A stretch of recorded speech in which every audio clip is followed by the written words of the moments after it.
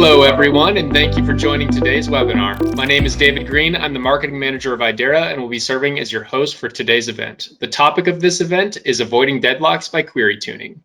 Joining us today as the presenter is renowned SQL Server expert, Brent Ozar. Before I hand things over to Brent to kick things off, I would like to take a moment to remind you that this webinar is being recorded and will be available to view on demand after the event has concluded at any time. With that, we're ready to get started. Brent, you have the floor. Hello, folks, and welcome to Avoiding Deadlocks by Query Tuning. You can fire away with the questions as we go through over in the Q&A. I will say one thing. It looks like my webcam might be freezing a little on my side. Don't put in... Actually, I could try sharing a different webcam, actually. Hold on a second here. Let's get a little bit fancy because, of course, I know when y'all actually get to see me, you get all excited. Michael over in chat says, hello, are we not party people? How come you didn't say hello, party people? Oh, well, I think go to webinars freezing is what it is. All right, so in that case, we'll just go ahead and get started.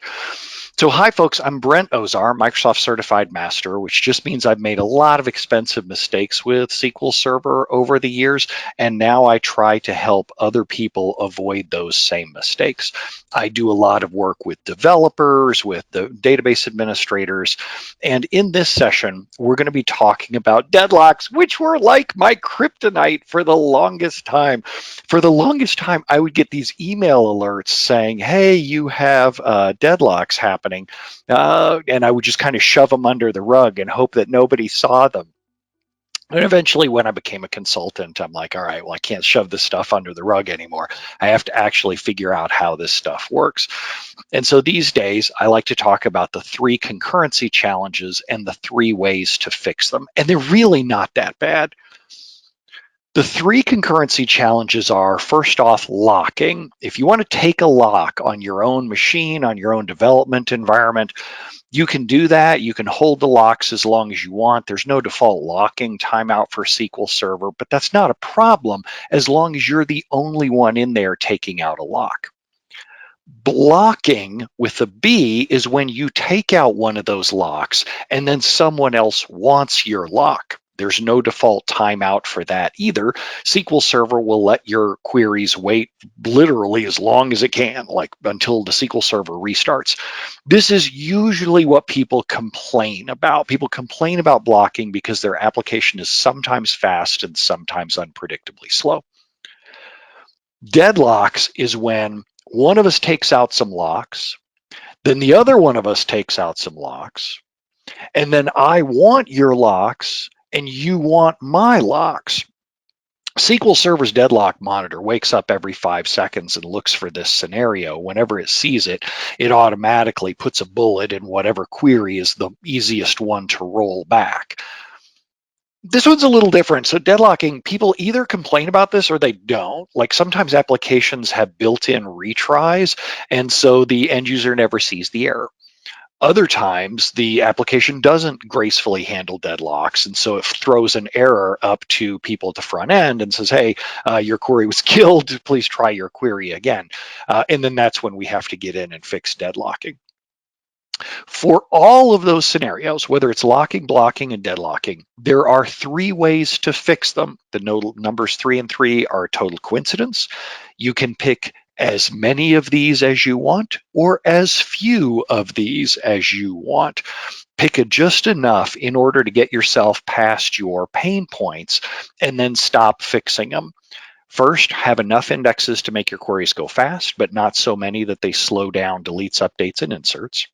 Second, use the right isolation level for your application's needs. And then third, tune your transactional code. That's going to be the one that we're going to cover today. The one way that doesn't fix it, just so that you're aware, is NOLOCK. If you use dirty reads, if you do set transaction isolation level read uncommitted, either of those, hold on a second here. Oh, that's why. So go to webinars, throwing an error in the background saying I detected new hardware. Let's try that. Now it's still freezing my webcam. Let me stop my webcam and restart and see if that does it. Looks like maybe. Doesn't look like it's showing my webcam. I'm seeing nothing in the Hold on a second here. Let's try the one off of built into my camera. Oh, this might work better. Oh, look at that. It like magically zooms in. How creepy is that? Holy moly. All right, let's try this and keep going. So the one way that doesn't fix, it keeps zooming in and zooming out. How scary creepy is that? So the one way that doesn't fix it, set isolation level, read uncommitted, or no lock. The problem with that is you can see data that was never committed. Your query can fail with an error. You can see rows twice, and you can skip rows altogether. For applications where you're okay with that, that's fine. For example, one of my clients is an e-commerce provider, and they just want to check the number of shopping carts that are getting created periodically. They just count for the number of transactions or the number of shopping carts that have been created. They don't really need an accurate count. They just want to know that carts are being created. But for anything else, that's kind of sketchy. If you search for Brent Ozar NOLOCK out on the web, you'll see examples of that. I've got demos out there where I show you counting the number of rows in a table. And if I'm using NOLOCK, I get the same result every time until someone else's query runs that does modifications. Now, in this example, I am updating all of the rows that are not named Alex in this table. If there's a Venn diagram between the number of users I'm counting the Alexes, and I'm updating the non-Alexes. If there was a Venn diagram between these two, there would be no overlap whatsoever.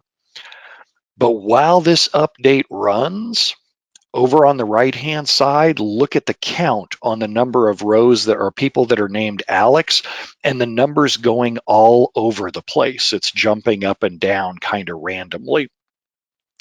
If that's okay with you, and for some applications it is, then you're fine. You can, if it's not okay with you, you could go to brentozar.com/go/nolock, and you can learn more about that behavior. In some shops, it's totally okay. For example, with management reporting, your managers don't need accurate numbers. Your managers are going to make bad decisions regardless of whatever numbers you put in front of them. It doesn't really matter. For everywhere else, we're going to have to do one of these three fixes. We're going to have enough indexes to make our queries go fast. We're going to have to, not so many that they slow down deletes, updates, and inserts. I'm going to have to use the right isolation level for my application's needs. And then I'm going to tune my transactional code. For tuning your transactional code, let's go into SQL Server Management Studio, and I'm going to show you what I mean. I'm going to start by demoing it with an overly simplistic query just to get the point across. Then we're going to take a more real-world stored procedure that deadlocks itself so you can see the problems that creates. Let's hop out and switch over to SQL Server Management Studio, because who doesn't love doing demos? Go to webinar, tell you to show my remote desktop. Off we go. And then share that. There we go. Absolutely beautiful. And I'll zoom in and out with this as well as we go. Brian says, can we get those slides? Brian, I can see how you missed it. Right at the bottom of every slide, there's a URL there. It says slides and a URL. Brian, you got to learn to read. Brian, if you're going to succeed in tech, you got to learn how to read. Robbie says you don't have access to chat. That's because I don't really want to talk to you. You can ask questions, but now's not the time to try to pick me up, Robbie. I'm in a relationship. I have commitments. So we are going to start, Brian says, after 25 years, why do I have to start learning to read now? So we're going to start by creating two tables, a lefty and a righty. And I'm just going to dump some rows into there. I'm going to dump a few rows that just say 1, 2, 3. Now over on the left-hand side, I am going to start by running this transaction that updates the left-hand table. On the left-hand side, I'm doing an update of DBO lefty. 3, 2, 1, execute. Now, when I do that, normally you would always commit or roll back right away, but here I'm slowing down time so that I can kind of show you what's happening as deadlocks are happening. So over on the left-hand side, I've taken out locks. This is just locking with an L. No one's complaining yet. Over on the right-hand side, I'm going to lock the right-hand table. 3, 2, 1, execute. So now we just have locks being taken. There's no blocking with a B. But over on the left-hand side table now, I am going to try, emphasis on try, I'm going to try to update the right-hand table. You see this update of DBO righty here. But I'm not going to be able to do it because this query has already started and taken out some locks. So we'll highlight righty and say 3, 2, 1, execute. Nothing happens. This is blocking with a B. This is the thing that users usually complain about. Usually like, oh my God, sometimes the application is fast, sometimes it's really, really slow. And blocking will take care of itself as long as the application over on the right-hand side either does a commit or a rollback. If it does a commit or a rollback, watch what happens when I say 3, 2, 1, execute. Boom. Immediately the right-hand side finishes and the left-hand side finishes, because the left-hand side, the blocking is now out of the way, and that can go on and commit his transaction. But let's try that again, and let's see what happens with deadlocking. Left-hand side, I'm going to start my transaction. Right-hand side, I'm going to start my transaction. Left-hand side, I'm going to try to get those locks on righty, which I can't have because this is blocking now with a B. And this would be okay if this guy either committed or rolled back. But what I'm going to do instead is I'm going to try to do an update on lefty. I'm going to describe what's going to happen here because it's going to happen really quickly. Within 5 seconds, and it happens every 5 seconds, so I can't predict exactly. Maybe it's going to be right away. Maybe it's going to be 5 seconds from now. But within 5 seconds, SQL Server's deadlock monitor is going to wake up. It is going to see that these two sessions both have their guns pointed at each other, like Carl says over in the chat or in the Q&A, a Mexican standoff, like in the movie Pulp Fiction, where there's a bunch of bad guys who have their guns all aimed at each other. Nobody trusts each other. SQL Server is going to wake up. The deadlock monitor is going to wake up within 5 seconds, draw its own gun, and put a bullet in whatever query it thinks is going to be easiest to roll back. I can't predict which one that's going to be. It varies every time I do this. So 3, 2, 1, tick, tick, boom. So over on the right-hand side, we get the error. Transaction was deadlocked on lock resources with another process and has been chosen as the deadlock victim. Rerun the transaction. When you're taking screenshots, this is also a real fun time to be aware that you can type down here in the bottom and you can say things like insufficient funds from management. Please insert coins in the front of the SQL Server, and then you can take a screenshot and be like, see, even SQL Server's telling us we don't spend enough. So how do we fix this? Well, over on the left-hand side, I'll go ahead and finish my query there by doing my commit. So how do I fix this? The way that I'm going to fix this is I'm going to, this is going to sound really bizarre. First off, you want to keep your transactions as short and sweet as possible. If you don't need to do transactions, don't do transactions. Like if things don't have to be rolled back together or rolled forward together, well, I wouldn't have that problem if I just said update lefty and hit execute. Because as soon as that happens, if I don't have a begin tran in there, as soon as I run it, just immediately SQL Server takes out the transaction, does its work, closes the transaction, and we're done. I want to have a transaction. I want everything to roll together, roll forward together, backwards. Okay, that's cool. I hear you. I want a pony. If you want that, then you have to work through tables in a predictable order. When I say predictable, I mean it's something that everybody in the team understands. All your developers understand. Whenever we work through these 4 tables, we're going to go in this order.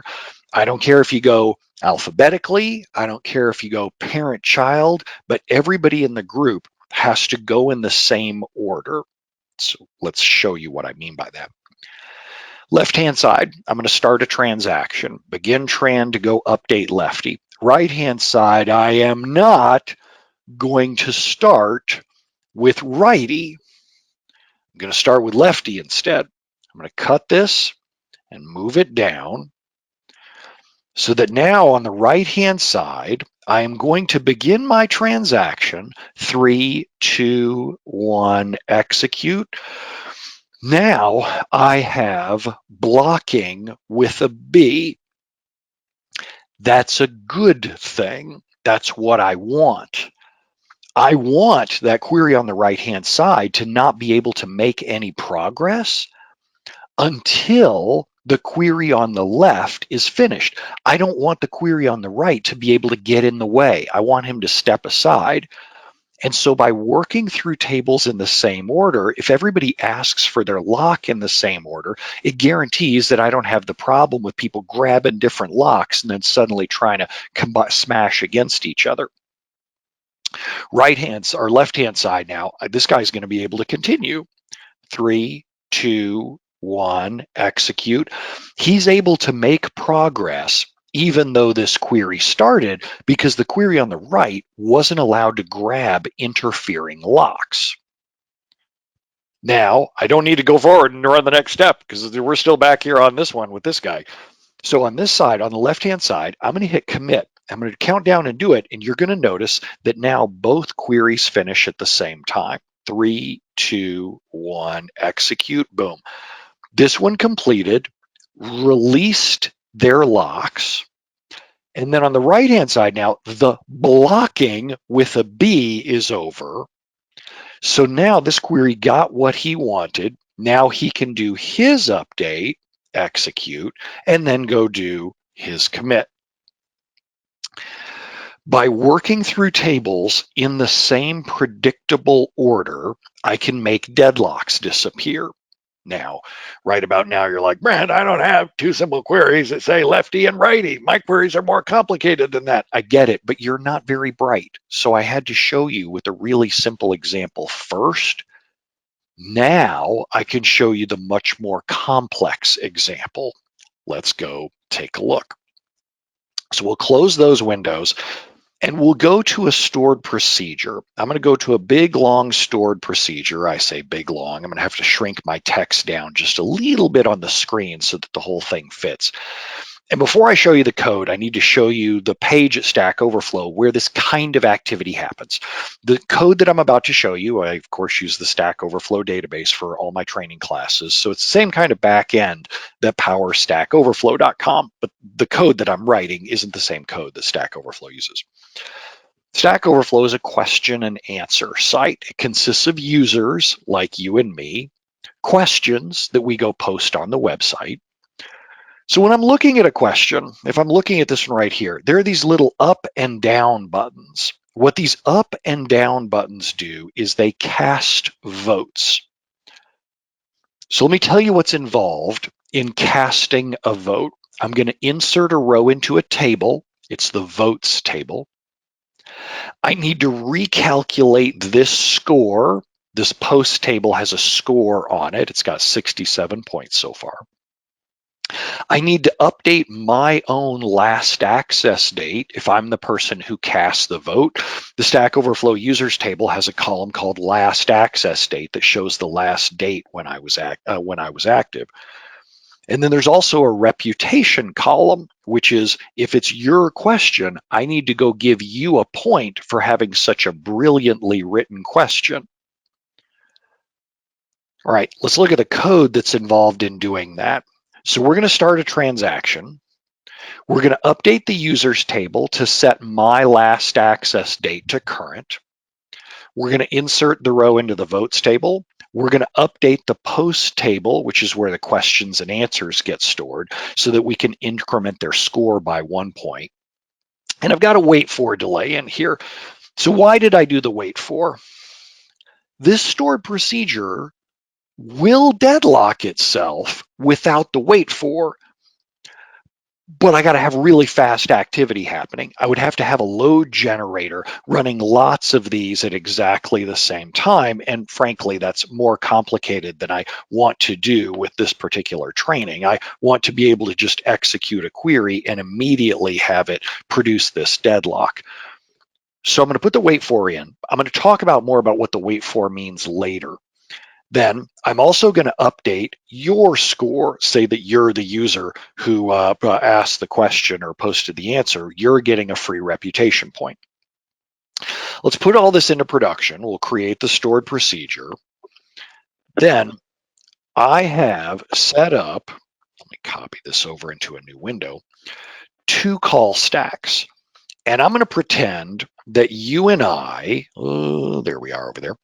I'm going to pretend that you and I, like I'm upvoting your question and you're upvoting my question at exactly the same time. So this is where the deadlock's going to come in. I'm going to try to update my own last access date and give you a reputation point. You are going to try to upvote my question. You're going to update your own last access date, and you're going to try to give me a point as well. Let's see what happens. I'll execute the stored procedure, then execute the other one. We've got somebody off mute. I'm just going to mute you for a second here. Looks like it's David. I'm going to mute you there, David Green, just FYI. Okay, so there we go. So within 10 seconds, we got that deadlock there. I'm sorry, it's actually the other one. It's David Terry. Let me mute David as well. So within 10 seconds, we got that little deadlock warning. So how do I make that go away? Suresh says, what version of SSMS are you on? I'm on the latest version. Suresh, you're back in a time machine back in the 1980s. You could upgrade, but then you're already busy upgrading your skills here, so we'll pay attention and work on that as well. DW says, if I'm doing a rule of thumb, could I fix this if I'm modifying multiple tables? Could I fix this by doing it in alphabetical order? Sure, let's try that. In our stored procedure here, and of course this is a little bit harder when we're talking about a more realistic real-world stored procedure. What if, so the original version, I did users, votes, posts, and then users again. What if I work in alphabetical or at least roughly similar order? What if I do both of the users updates together? Now I am still keeping the timer in between those two. We'll talk about what it means to remove the timer here in a second. Let's see what happens if we put both of the users tables updates next to each other. We'll put them next to each other, and then we'll try executing our stored procedures together again. We'll do our cast upvote in one window and our cast window upvote in another window. Now, the fact that this is taking a little while tells you that we have blocking with a B. The question is, will we have deadlocking with a DL? And unfortunately, we do. L as in loser here. Someone was chosen as the loser, and so it doesn't really go away. What if I, quote unquote, removed the wait for? What does it mean to remove the wait for? Removing the wait for means just make everything run faster, throw more CPU at the problem, do index tuning, make sure that your transactions are held as short as possible, like that your application doesn't screw around or do anything round trippy while this thing runs. And if I comment out that wait for right now, it will avoid the deadlocks except when we're under load. When we're under load, I am still going to see those deadlocks, which would be problematic. So how do I fix this? Well, one way that I could fix it, you're not going to be happy about this. You're going to be very unhappy about this. You are going to yell and scream. You are going to throw things at your monitor. But I don't. DW says, I really want to see the cast upvote thing of modifying them in alphabetical order. I totally get it. I'm anal retentive too. I'm a database administrator. So let's put them in alphabetical order and see if it fixes it. Posts with a P is the first thing in alphabetical order. I'm not very bright, but I'm smart enough to do that. Then I have the 2 users updates here. I have one user update right here, and I have another user update right here. So PU. Make a joke about the way your code smells. So we have PU and then finally V. Let's try it. Let's put this into production. Execute it. And then let's try it in 2 different windows, execute and execute. And let's see if purely alphabetical order fixes that. It doesn't matter whether you go in purely alphabetical order or opposite of alphabetical order or parent-child or child-parent, whichever way that you choose. The problem that we're running into here is not only do you have to touch them in alphabetical order, or whatever order it is that you decide as a group, child, parent, parent, child, I don't care. What you want to decide instead is, or what you also have to decide in addition is, you need to touch tables as few times as possible, as few times as practical. You don't want to go and then go in again because you want to get everything you need right away. You need to get to all of the row locks that you need. So Francisco says, can Copilot handle these locking and unlocking? Francisco, you sounds like you're the kind of person who gets into a car and says, can Copilot fly this thing for me? No, sadly, it cannot. You're going to have to actually do some things yourself when it comes to development. I know Microsoft's been telling you that Microsoft's going to, and especially been telling your boss that Copilot is going to take your job away. Microsoft just wants your salary. That's all it is. They're just trying to figure out how to get your boss to justify paying for Copilot. But if you were a moron, I mean, maybe that's true, but conceptually speaking, maybe if you were a moron, Copilot might do a better job than you, but in this case, Copilot's not going to know how to fix this. So not only do I have to work through in a predictable order, but I also have to touch tables as few times as practical. So what I'm going to show you in order to fix this code, you're going to be horrified by. You're going to want to take a shower after you see this code. But it actually works, and I'll explain why. So here's what we're doing. We're saying we're going to go from the post table to grab the post that we want to update. And then I'm going to join to the users table, and there is only one users table update in here, but that join looks a little weird. That join says, I want to find the user who owns this post so that I can give them a reputation point. Or I also want to find the person who's casting the vote. That seems weird. I'm grabbing 2 kind of unrelated user rows inside here. Then I'm saying, go update their last access date. And I'm going to format this just a little to make it easier. Not everyone in here has nice monitors like you do, but I'm going to say in here, just to make it a little bit easier for people to see back in the cheap seats. So we'll say when user, and then put this over here. And we'll zoom in. So up at the top, I'm going to update their last access date. If it's the person casting the vote, then I'm going to set their last update to right now. Otherwise, if it's just the person who created the post, then they're not really active right now. I'm not changing their last access date. I'm leaving it to exactly the same as it was.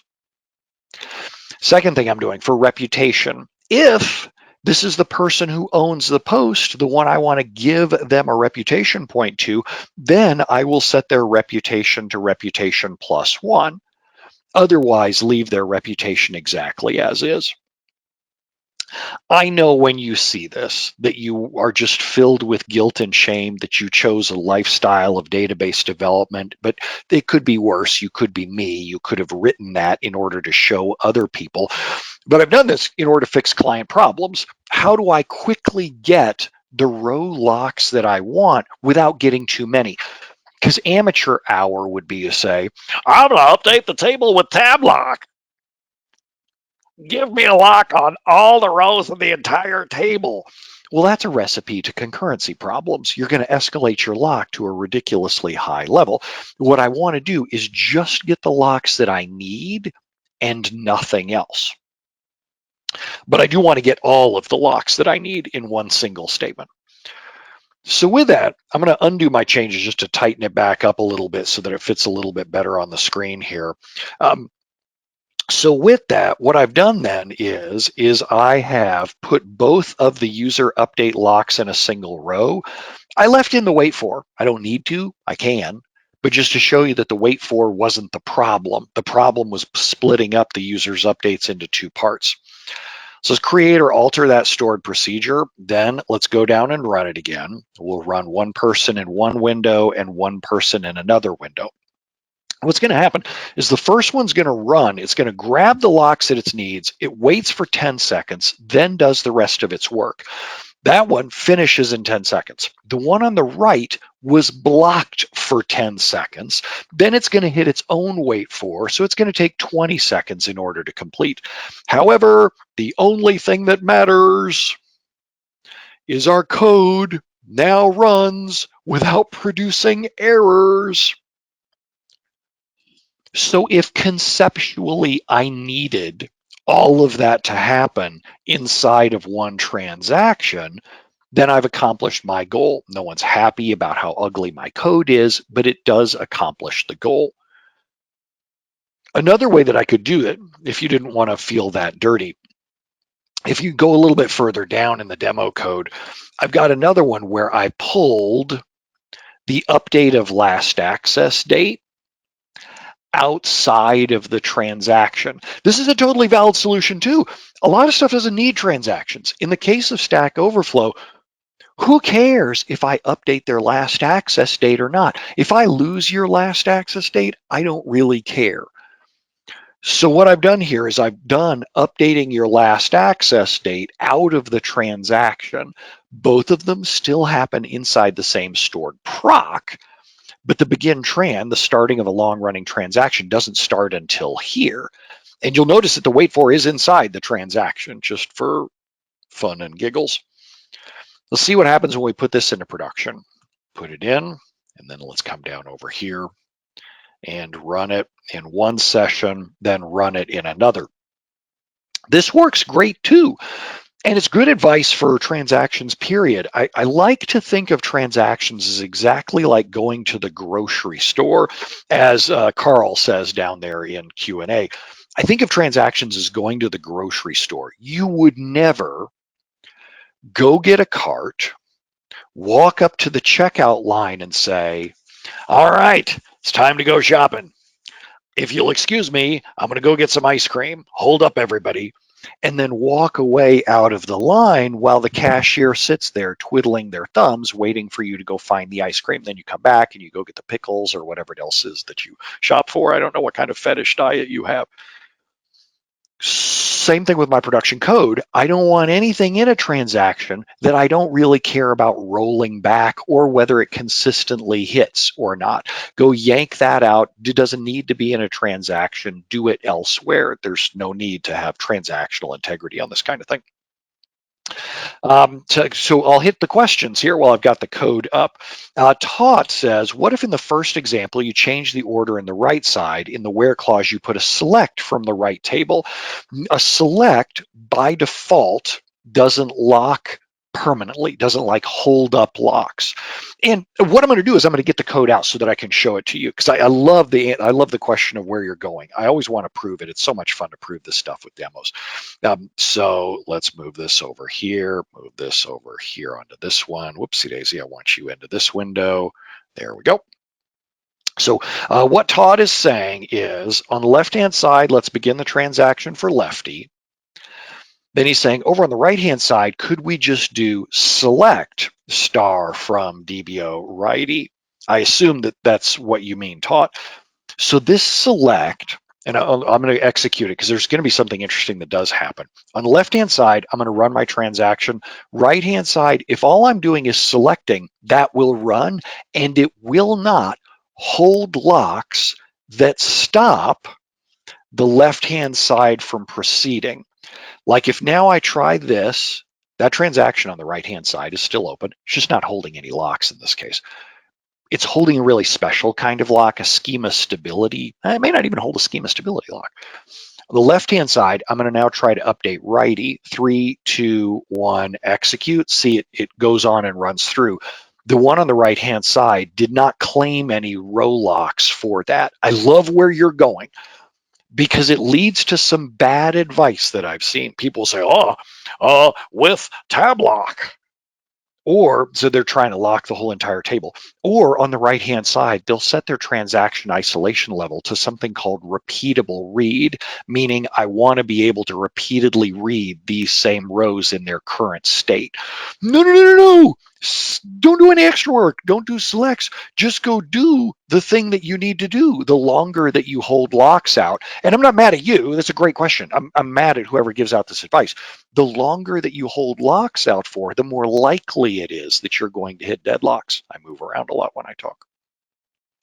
Let's see here. So continued questions. Francisco says, I agree, but without offending your huge intellect, have you ever used Copilot? What is your recommendations to use Copilot? That's a great question. It is wildly off topic from Deadlocks. You know how to tell if somebody uses Copilot? They'll tell you. Hey, I use Copilot. It's like, you know what, whenever they go to attend a wedding, like, does anyone here have any objections as to why these two shall not be met? I use GitHub Copilot. I use Microsoft Copilot. Ask questions that are relevant to the session you're on, Speedy. Are you getting paid by the mention? You probably are. Chris asks, using your example with the stored procedure, what happens if two people modify the same post? That's a great question. Let's go take a look. So if I take that back over onto, come over here. So if two people modify the same transaction, and I'm going to use the one where I pulled users out, what I'm going to experience is blocking with a B while this update runs. But it's going to be so fast that you won't notice anything. So I'm going to leave the wait for delay inside here. It doesn't really matter if I do it or not, I suppose. But let's put this one in, make sure this one's in production. And then let's upvote the same post. So we'll copy this over here, and then we'll copy this over here. We'll put the same post ID. Actually, we'll just do different voter IDs. There we go. So we'll execute this one, go, and then execute this one, go. And we're fine here. We will be contending for post rights on that one post, but because we're only touching that table one time, it's not a big deal. And because we're also working in the same order alphabetically throughout the entire thing. So great question there. Mark says, but Brent, my developers are lazy and use Entity Framework, and I'm at the mercy of Entity Framework. Generally speaking, you won't see deadlock problems with that, with Entity Framework. Will you see problems? Sure. But generally speaking, you're not going to see deadlocking problems with Entity Framework, just to narrow this in and down. Let's see here. Dave says, what about deadlocks between pages of the same index where we don't have control of the order? No transactions are being used.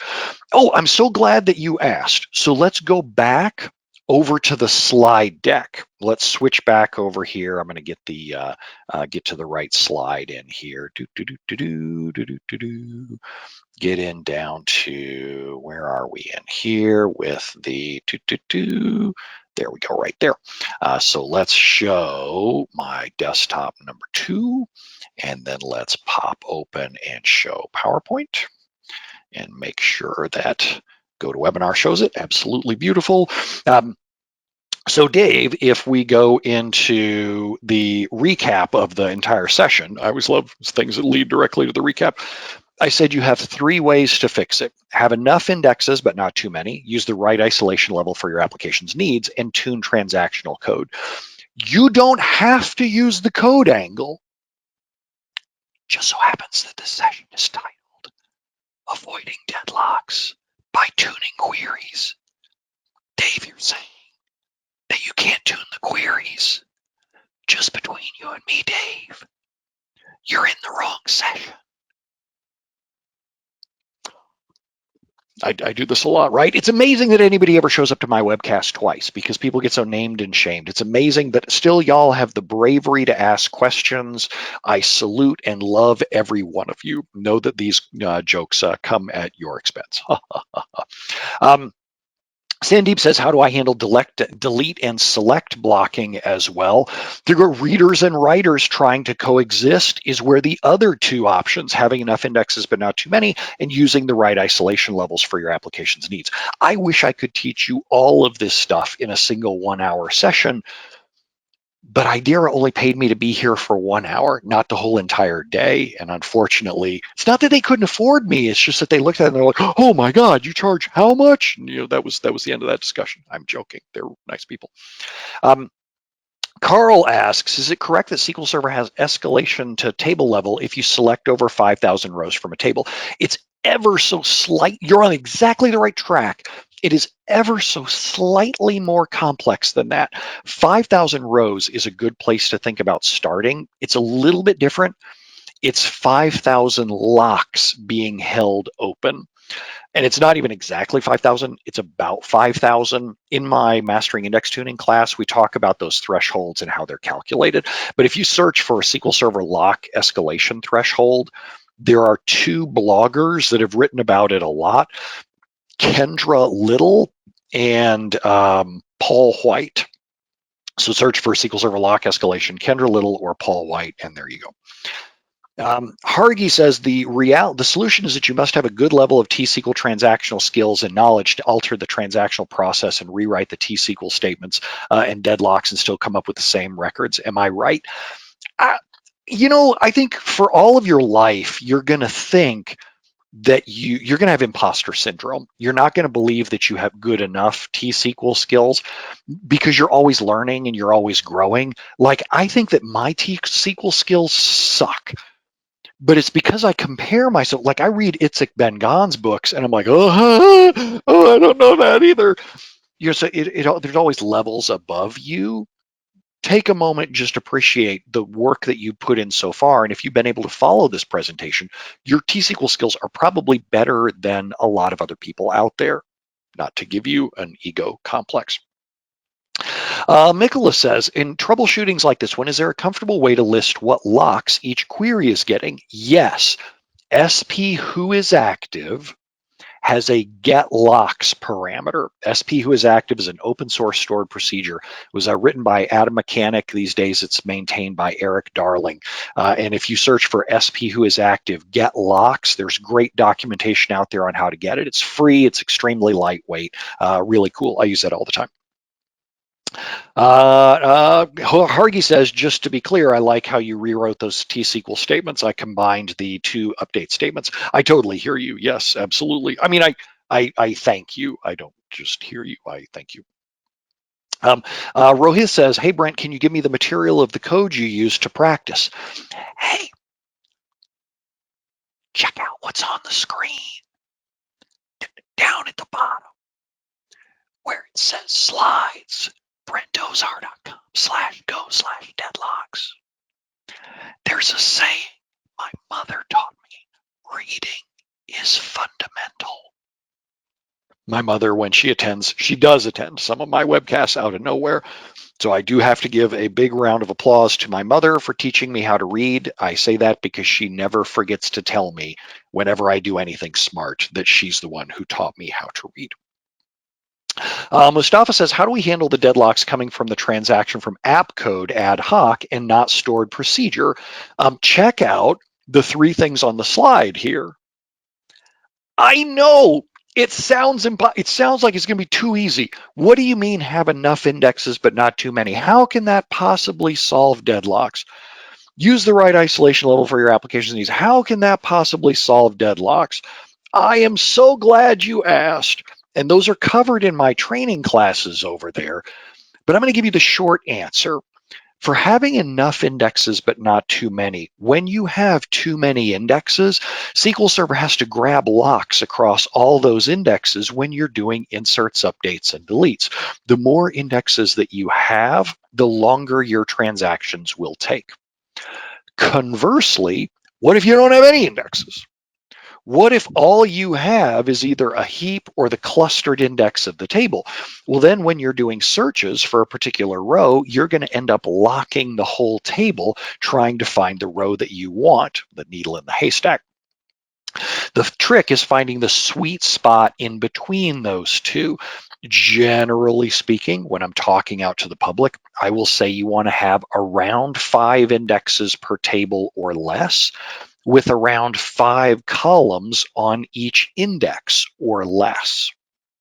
5 indexes per table or less, 5 columns per index or less. And yes, that includes includes. That is a simple guideline from the fact that I have 5 fingers on this hand and I have 5 fingers on this hand. So it makes it really easy for people to remember. It is not a biblical rule. I am completely okay on some tables going up to a dozen or more indexes as Stack Overflow was on its way up. Some of the tables had 40, 50 indexes per table or per table. The reason why is they had incredible hardware, could cache the entire database in RAM, and the workload was extremely read intensive and not write intensive. I have other clients where we cannot have a single index on some of their tables because it is so insert, update, and delete and blocking focused.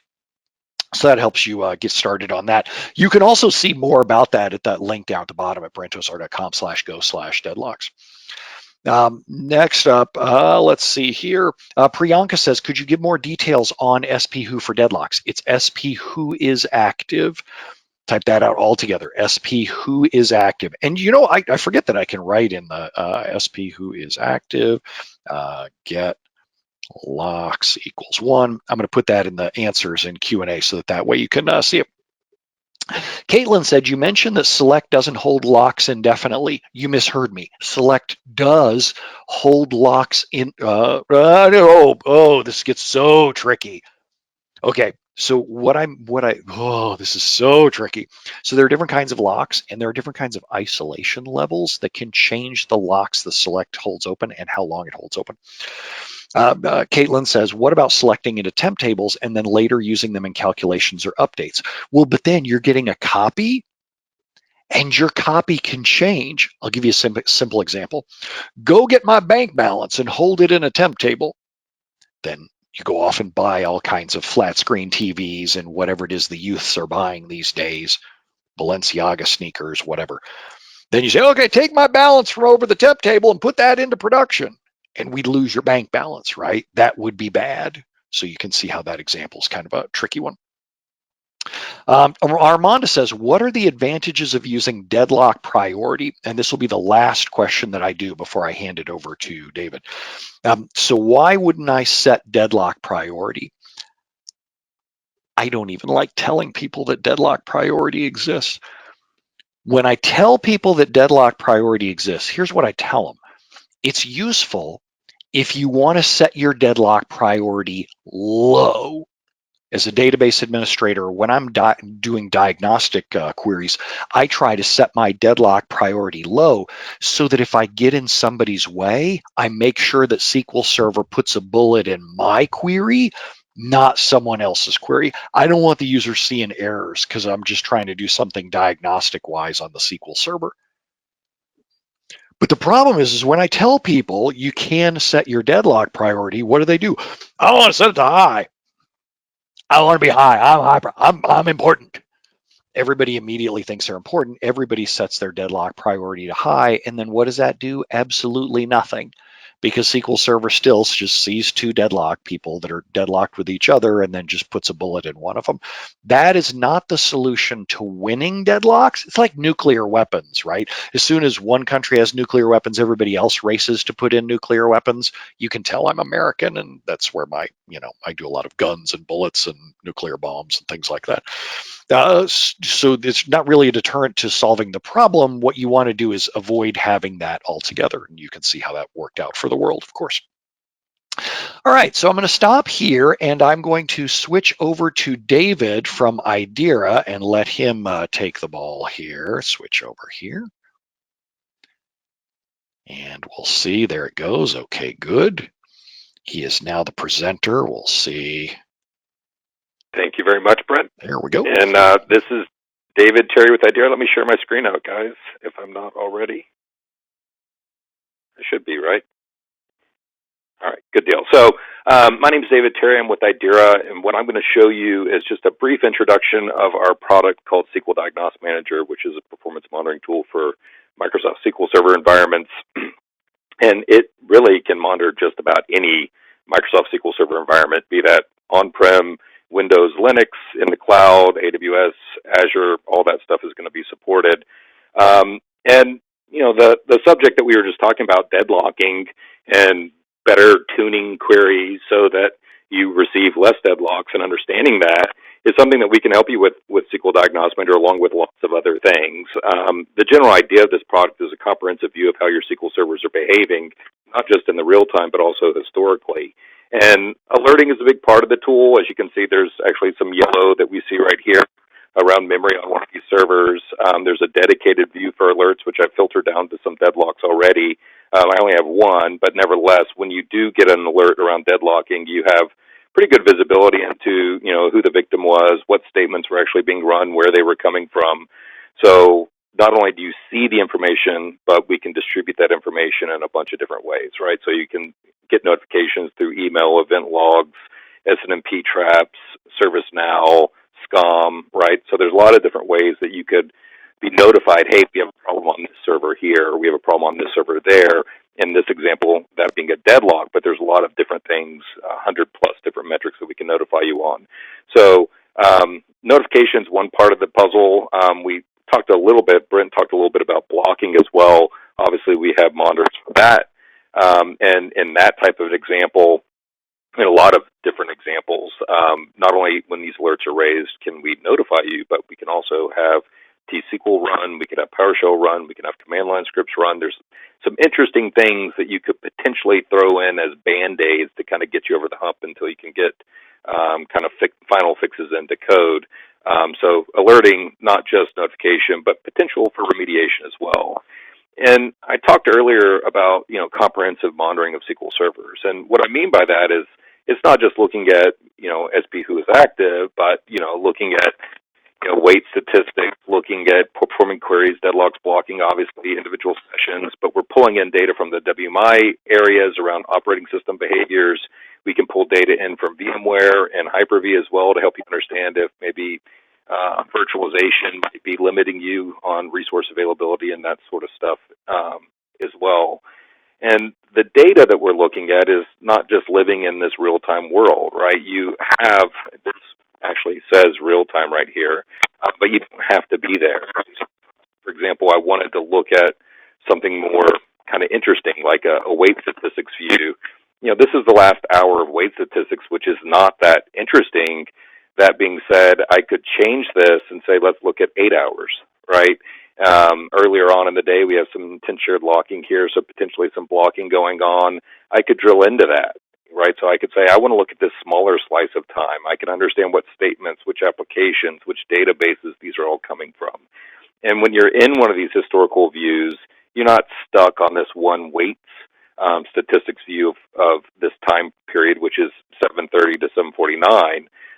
Instead, I think this potentially is some blocking. If I go look at the blocking screen under the sessions breakdown, guess what? We actually had some blocking there, right? I don't happen to have any deadlocks at this time on this system. Let me switch over to Dev 2. I will need to go back further in time. So over the last 4 hours, you can see back here, we had some deadlocking, right? So we'll chart that kind of stuff out for you. The deadlock that occurred right here that we see generated a report. We saw that earlier from the alert, but there's another way to get to it.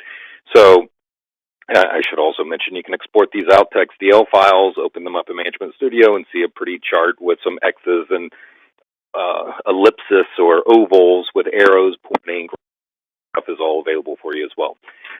So what I guess I'm trying to get to is you have a lot of facilities, a lot of different ways to look at these SQL servers from different perspectives, and from a resource perspective, from a session perspective, from a weights perspective, from a queries perspective, not only in real time, but historically as well. And if I'm lucky enough that someone picked up the phone and called me and said, at 7:35 this morning, I was trying to run this report and it didn't work, what was wrong with the SQL Server? Guess what? You can hit the history browser button, you can go find the day, like 9th, and let's see what happened at 11:50, right? Well, that's not that interesting because I didn't have any deadlocks or blocking then, but if I go look at session overviews or if I go look at session details, this is what was actually happening at that time. Another little nice tidbit to know is that these alerts also have a historical component to them as well. Deadlocking, maybe not as interesting as something like a session using a bunch of space in TempDB, right? So let's go back and look over time. How frequently does this happen? When were the most recent alerts? So we're looking at a single metric over 3 days. If I want to understand, in this example where 54 was using 2.5 gigs of TempDB space, being caused by a source feature called TempDB workout, if I want to see this in more detail, I could double click into a live view of TempDB, which is not what we're after. Let me narrow this down a little bit more, right? So this is what TempDB looks like right now. Instead, what I want to do is use that alert to go back into historical modes, show history mode. We can see this kind of double spike there in TempDB growth.